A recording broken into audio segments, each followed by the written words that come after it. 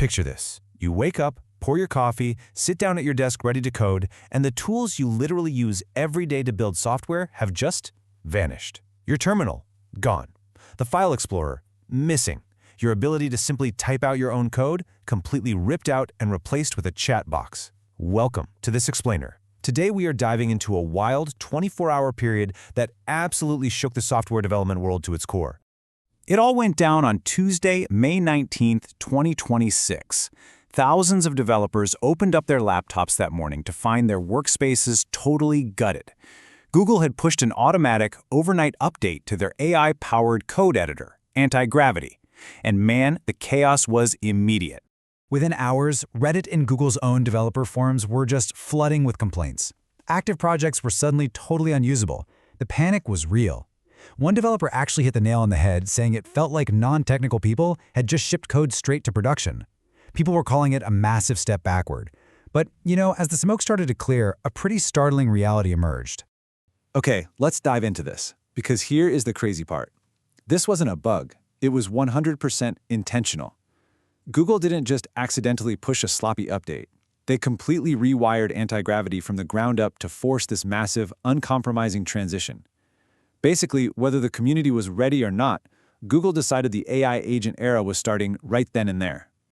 So to really understand this shift, we've got to look at what Antigravity 2.0 actually became. It morphed from a helpful little AI code editor into what Google is calling an agent control tower. So instead of an AI just holding your hand while you write code line by line, you're suddenly the boss orchestrating multiple AI agents running in parallel. Think about it. One agent is handling your backend, another is building the user interface at the exact same time, all while knocking out scheduled tasks in the background, even when you're not looking. This was a total teardown and rebuild, split into 5 major components. You've got a brand new desktop app, a blazingly fast Go-based CLI, a developer SDK, a managed agents API for spinning up isolated Linux environments on demand, and a full enterprise deployment path via Google Cloud. And look, Google is not leaving any room for stragglers here. The old Gemini CLI, they are shutting it off completely for everyone, free, pro, and ultra users, by June 18th, 2026. This migration is simply not optional. Now, what's really interesting about these numbers is the sheer horsepower driving the transition. Because none of this parallel agent stuff works if the underlying AI bottlenecks, right?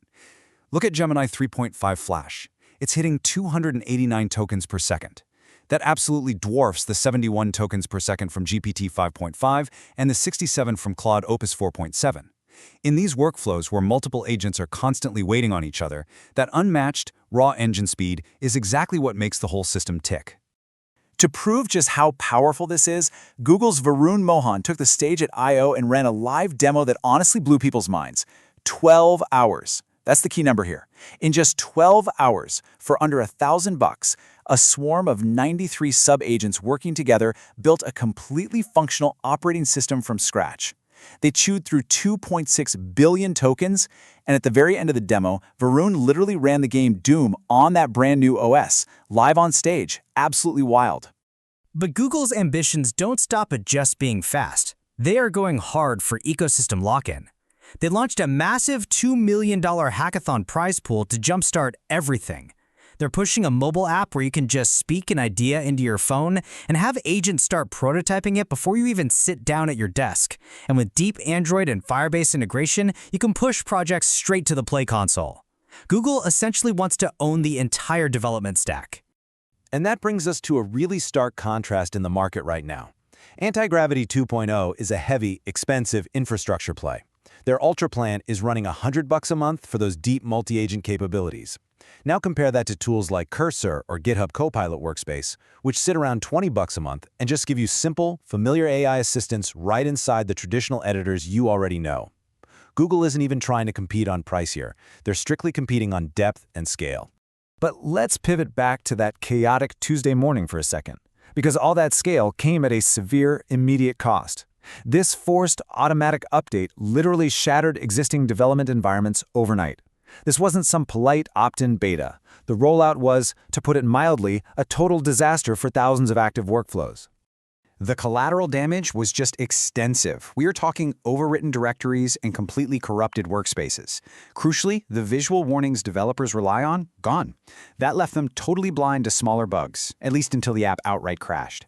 And worse, there were these tracking issues, ghost processes where the chat interface thought an app was still running after it was closed. Devs were literally having to hunt down and manually kill background processes just to stop false errors. What a nightmare. And this brilliantly illustrates exactly why the backlash was so fierce. We're looking at a deeply jarring paradigm shift here.